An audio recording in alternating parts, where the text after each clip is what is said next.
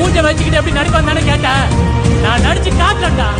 வாத்தா இந்த மூஞ்ச நீங்க பாப்பீங்கடா.